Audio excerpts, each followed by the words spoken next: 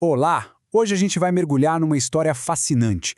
Como o casamento, que é uma instituição tão antiga quanto a própria humanidade, acabou sendo definido pela Igreja Católica como um sacramento sagrado. É uma jornada e tanto de 2000 anos que a gente vai desvendar agora. E já começamos com uma questão que é quase um quebra-cabeça, né? O casamento, bom, ele existe desde sempre, bem antes do cristianismo. É algo universal. Então, como é que uma instituição que existe em toda a cultura, totalmente fora da igreja, se transforma num dos seus sacramentos mais importantes? Essa é uma pergunta que, olha, deixou os teólogos pensando por mais de 1000 anos. Essa característica universal faz do casamento algo que os teólogos até chamam de sacramento problemático. Mas por quê? Simples. Porque diferente de sacramentos como o batismo, que acontecem só dentro da igreja, o casamento sempre esteve no meio do mundo, influenciado por economia, política, costumes sociais. E essa tensão toda, a igreja precisou, de alguma forma, resolver. Para a gente entender esse debate, primeiro precisamos ter clareza sobre uma peça-chave. O que é um sacramento? Para a igreja, não é só um símbolo, não. É um sinal externo e eficaz. Ou seja, um sinal que realmente realiza aquilo que ele significa, instituído por Cristo e que confere a graça divina. É essa crença que está no coração de toda a discussão.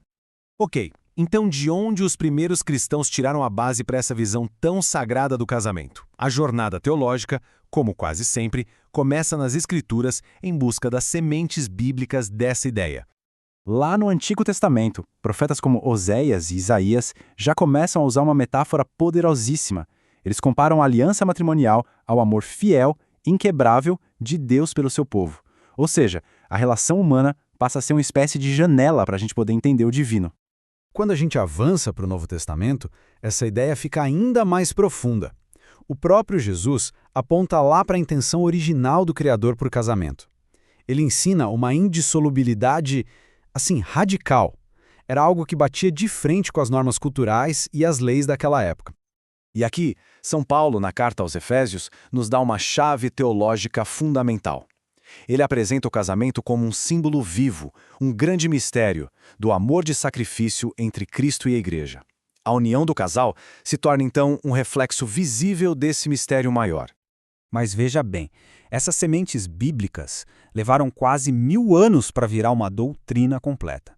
Isso nos leva direto para a Idade Média, para um conflito decisivo que forçou a Igreja a definir, afinal, o que de fato faz um casamento acontecer. O debate colocou frente a frente duas grandes tradições. De um lado, a tradição romana, que era toda baseada em contratos. Para ela, o que faz o casamento é o consentimento livre e mútuo do casal. Ponto. Do outro lado, a tradição germânica, que era mais focada na família, no clã. E para eles, o que selava a união de verdade era o ato físico, a consumação. E aí, qual visão iria prevalecer na teologia cristã? A solução finalmente veio no século XII. O Papa Alexandre III fez uma síntese genial das duas visões. Ele decidiu o seguinte: o consentimento cria o vínculo. É ele que faz o casamento ser válido. Ponto para a visão romana. No entanto, a consumação torna esse vínculo absolutamente indissolúvel. Esse princípio se tornou a base do direito da Igreja e vale até hoje.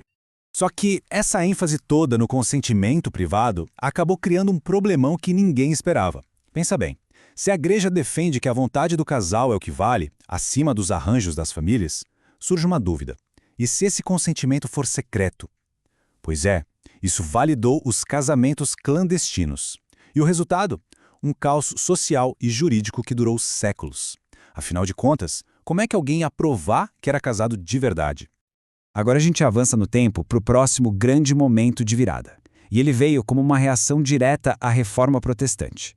Foi quando, pela primeira vez, a própria ideia de que o casamento era um sacramento foi colocada em xeque. Reformadores como Martinho Lutero começaram a argumentar que, justamente por ser uma instituição natural, universal, o casamento não era um sacramento que conferia graça. Para eles, era uma questão do mundo, civil, e a sua autoridade deveria passar da Igreja para o Estado. Em resposta direta a esse desafio, a Igreja convocou o Concílio de Trento. E uma das suas decisões mais firmes foi reafirmar e definir como dogma a doutrina: sim, o casamento é um dos 7 sacramentos instituídos por Cristo.